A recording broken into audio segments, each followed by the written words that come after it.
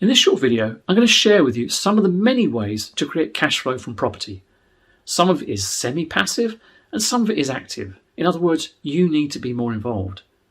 Hi, my name is Mark Lloyd. I'm co-founder of Property Master Academy and I've been a property investor since 2005.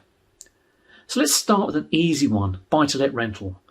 This is the most common way to make an income from property investing. That is, you buy a property and you rent it out to a single entity, a single tenant or a family, for example. It generates a monthly income that comes in no matter what is happening in the market and is the most stable type of property investment and the foundation of property investing.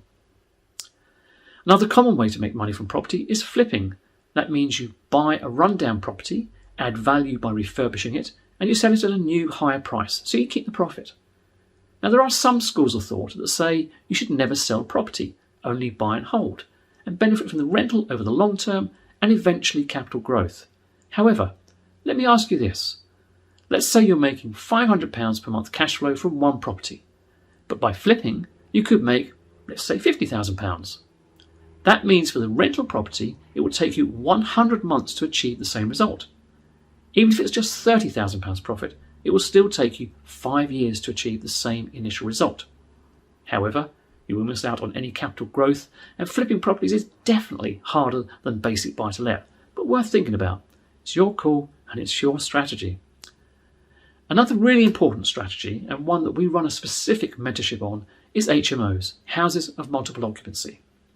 This is where you rent the property out by the room. Think of student accommodation as an example. Now, one of the attractions of HMOs is that they provide a very high income when compared to, say, buy-to-lets. But of course, they do require more work and more maintenance. But what if you like the HMO strategy, but you don't have enough cash to buy one? Well, this is where the rent-to-rent strategy comes in. Now, there are many different rent-to-rent strategies, which I'll go through in a moment. So what is rent-to-rent, though? Well, it's where you rent a property and then re-rent it back out for a higher rent and keep the difference as your profit. So if I rent a property from you for £1,000, then I rent it out for £1,200, I'm making £200 a month profit. That's my margin.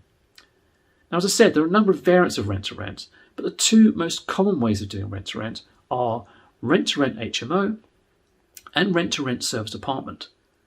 So let's take a look at rent-to-rent HMO first. The same regulations apply as if you were buying the property.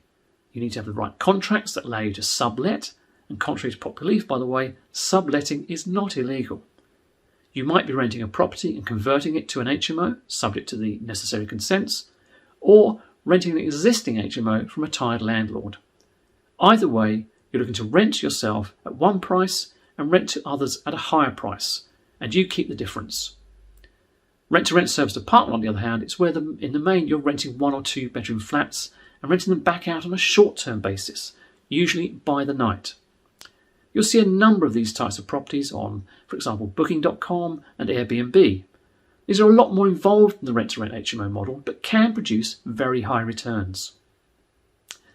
Next, we have commercial property. Now, commercial property is often misunderstood by most investors. Why? Well, because we only work in commercial properties, we don't live in them, so we're not as familiar with them as we are with residential. Commercial property could just be your local corner shop, or it could be an entire building. I would say that commercial property is probably the most passive of strategies. Why? Because when you rent a commercial property, it's usually on a full repairing and insuring lease. In other words, the tenant is responsible for all repairs and maintenance and for insuring the building. You just collect the rent.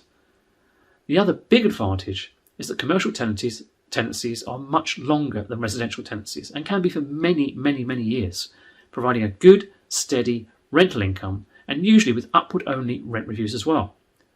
Commercial property is also valued differently to residential property, in that the value is linked to the quality of the tenant who is renting the building, as well as the rent and the term of the lease.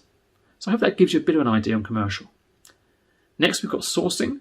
Sourcing is a great way to get started in property, and it's one of the strategies I used when I started.